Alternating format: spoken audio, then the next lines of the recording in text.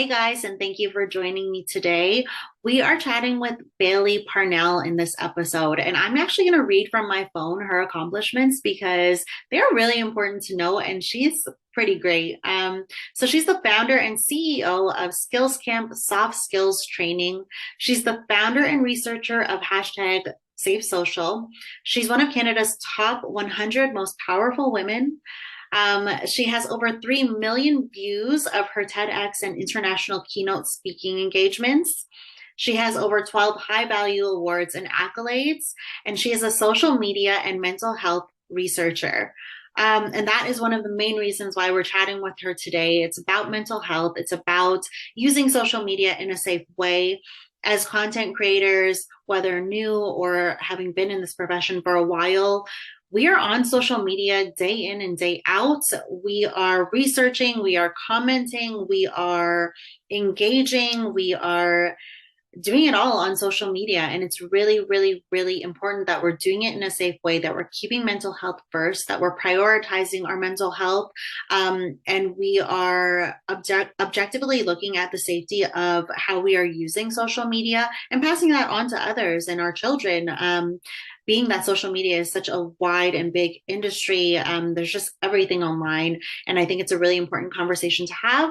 And I'm really excited to share the conversation that I have with Bailey. So let's jump right into it, and I hope you enjoy it. Thank you so much for joining us today, Bailey. I'm so excited to have you, and it's such an important thing for us to talk about mental health using social media safely. And so, as we start off, I'd just like you to really introduce yourself and introduce your nonprofit, Safe Social. Yes, I'd be happy to. Thanks for having me. Yeah, so I own a company called SkillsCamp, which is a soft skills training company, and this takes up most of my days.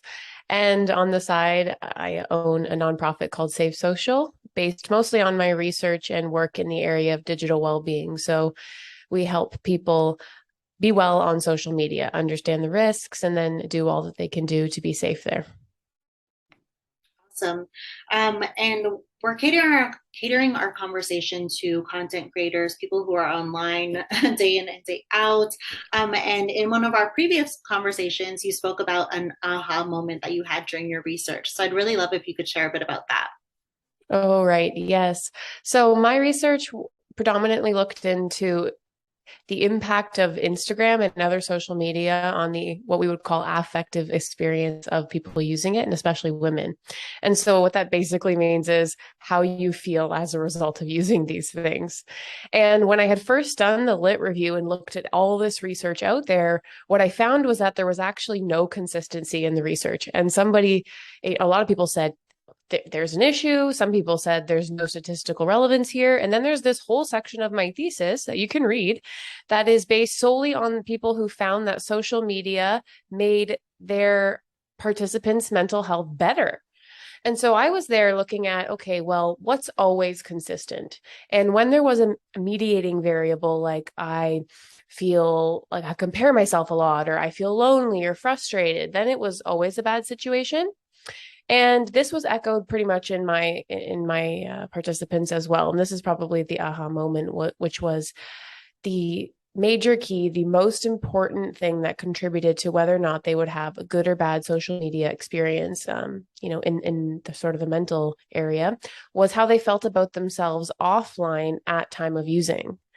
It almost sounded exactly like this. It was like, if I went to the gym that day and I'm feeling good, then I go on Instagram and I see fitness models and I think hashtag goals.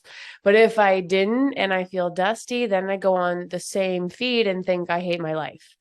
And so this seems simple in the way that she worded it, but it's actually really, really important because it means that not only do different people experience, your feed differently, and not only, of course, do different posts affect different people differently, but actually the same stuff could affect you differently in different hours, just based on how you're feeling about yourself and your goals and your offline life. Yeah, that's so interesting to me because it you can see the relation from it, right? If you're thinking positive thoughts, more often than not, it will probably be positive outcome and the way that you interpret things as well. So it's really, really cool to hear. Um, Certainly. you also compared social media to addictive substances like sex, drugs, and alcohol. And I'd Hmm. love for you to chat more about that. Yeah, definitely. So, in psychology, a risky behavior, this is first thing you need to know is that I call social media use a risky behavior.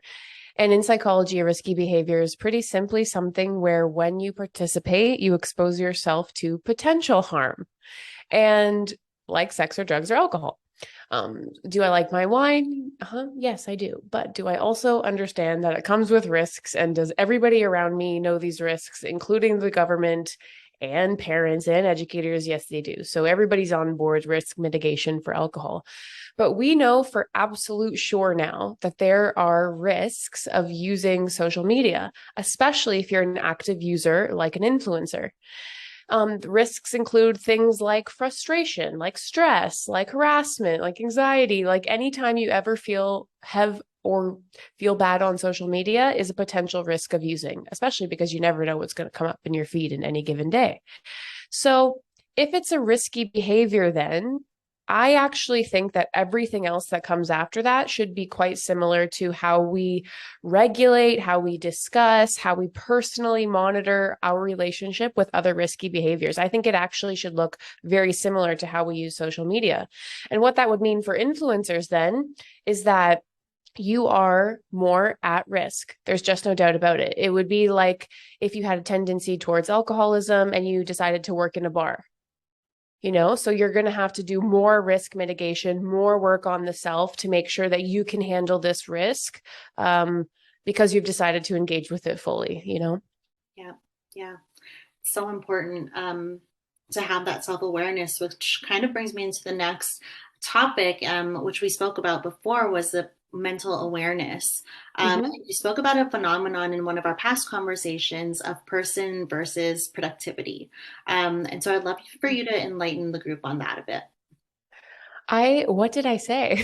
I think So you mentioned a I bit about workflow, time management. Oh yeah, okay. I could go on forever about that. Because okay. So because I own the soft skills training company, we get to deal actually with a lot of these skills, like a lot of things on the social emotional side of things, like mental health and stress and resilience and whatnot. We actually also deal with skills like peak performance, productivity, and that sort of stuff. And maybe you wouldn't naturally connect them, but I would hope all listeners and viewers here will now connect them because how you manage your time, how you manage your energy, and how you manage your attention is going to correlate like extremely with your well-being. And I use Hamza Khan's productivity pyramid, sort of the time, energy, and attention with focus at the top. So if I'm trying to be personally productive and reach peak performance, then I have to first manage my time. But what I can't forget about is that even if I've set time and I have no energy, that time's going to be not well used. So I also need to think about energy management. And then even on that, I may have time and I may have energy to do the thing that I want to do, but my attention is being pulled away by I don't know, could be anything, could be kids, could be a thing outside the window, could be my own social media going off the chain when I'm trying to just edit this video for YouTube right now. And so I think it's more the energy management and the attention management that people forget about. It would be thinking like, what do I need to do today so that 2 days from now, when I have that full day shoot, morning to night, it's going to be exhausting, that I'm not running out of energy. And that how can I also mitigate my attention distractions so that I can be fully there focused? And what this actually does for wellness is you're less stressed because you've already prepared the energy and the attention management in addition to just setting time. You have, and then the other thing is that if you're more personally productive, it's not that you're making more time, right? It's that you're doing more in the time that you have set. That's kind of personal productivity, if you ask me. And that's also efficiency. So that is amazing because if you can do more in the time that you are setting, you do start to get that balance with the other things in your life that maybe fill your buckets. Yeah. Yeah. The management of energy is so important because I've never heard it put that way, but more often than not, we're trying to do two or three things at once. Mm-hmm, And mm-hmm. it's also very reflective in the output of that task that you're doing. So you could be doing something like to 70 or 60% of your ability, but if you were to put your full attention and energy into it, you'd be producing better results as well. So it's really important to think about. And I Yeah. love the way that you put that. That's really cool. So the last thing that we wanted to jump into was the 5 steps towards safe social and your advice for people who are on social media day in, day out, how they can safely use it and be a part of that Mm-hmm. industry. Right. So, if you're doing this day in and day out, then I would say you have to be more extreme with your risk management. I know that sounds like very technical, but basically it just means that you have to give more care than all of your friends to what it's like to be in this online space for you because you're engaging with this risk and you've decided to make a living from this risk. And in honestly, in every other realm, mostly where we deal with risky behaviors, like for example, alcohol. So say like a distributor of that risky behavior, like a bar, does have different rules.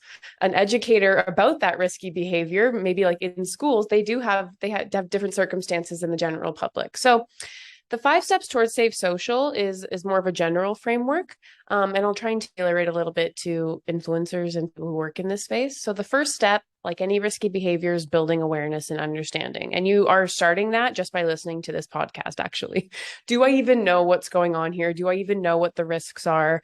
Have I even done any self-awareness work? Have I ever thought once after I used, wait a second, how do I feel right now? Or even better, have I thought before I use, why am I using?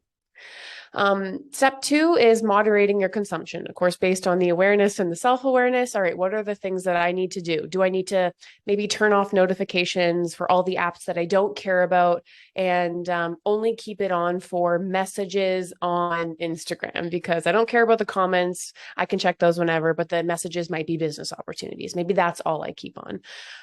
And pretty much safe social strategies can be any kind of moderation you use for that. Step three is building the offline soft skills, because, of course, as we started this podcast, still by far the most important thing is how you feel about yourself offline. And are you building skills like resilience, like peak performance and productivity? Because I promise you, if you have these offline, they will 1,000% translate online. Step four is leading by example and modeling good behavior. And this is where I think, who does this better than influencers? Modeling behavior. And so this is not only what are you posting, though that's part of it too. Like, what ecosystem are you creating for others to exist in? That's something you have to consider that I think the general public doesn't on the daily. But also, what are your use habits? Like, if you look at this kind of like phone near me, like, am I frustrated because my friends aren't, talking to me when I'm in front of their face, but maybe I'm also doing the same thing to them? And you know what? When you're an influencer, this is your job, right? And so it even registers a little bit differently in the brain if I think of it like, okay, I'm going to do work right now versus this is the reflection of my personal identity and I can't turn it off. A little bit different in the brain. And then finally, step five is holding responsible parties accountable. So if we want a space where we can all be safe, then do parents have to do more? Absolutely, because if you're letting your kids engage in this risky behavior, it's part your responsibility. But also, governments for sure can do more. The companies themselves, us, we users, but also influencers, you too, like people working in this space have a responsibility to contribute to its safety. And so all together, I think this is what's going to get us to a spot where I'm not saying get off social media completely. Of course, you listening for sure, you hosting, me being right here, right now, we all get the benefits of social media. So, really practicing safe social is just completely about doing the things that we need to do so that we can get these benefits just with less of the risk for everyone. Yeah, I knew that this conversation was going to be really enlightening and just it's always so great listening to you, Bailey. I really appreciate you coming on as a guest today. And I hope that everyone listening has listened to the end and has taken in like what you're saying and is really taking it away to make it a priority for themselves to use social media in a safe way, to be Mm-hmm. aware of the mental awareness, and the self reflection that takes sometimes. Um, Yeah, I mean, I would just also recommend to influencers from being like a businesswoman as well. Your industry is new and your industry is going to change. It's going to change radically, actually. And I'd prepare for this. You know how they say, like, prepare for a recession type deal? That's what I would prepare for. The precarity of it and the ups and downs of it, the settings that could be changed tomorrow. And some of these settings, and you'll have to kind of personally reflect on this, are going to be in the best interest of the greater good of youth, but they're going to hurt some business today. That's what I expect coming in the next 10 years for you. So powerful. Thank you so much, Bailey. Do you want to just take a moment to let people know how they can get in touch with you and how they might want to connect with you in after the episode? Oh, yeah, sure. So hopefully it's the good side of social media, but I am on social media and it's at Bailey Parnell on everything, Instagram, TikTok, all of the things. And then if you're into Safe Social, that's at safesocialmedia.co on everything. And that's also the website, safesocialmedia.co. And if you're really into this and you're willing to help us spread the message, then you can even become a Safe Social ambassador. We have an ambassador program with people really from all over the world who are down to help us spread this message. Awesome, amazing. And I will post all of that in the details of this episode so that you can get connected with Bailey. Thank you again, Bailey. I really appreciate you coming on today, and I hope to have you back in the future. Oh, for sure. Thank you for inviting me.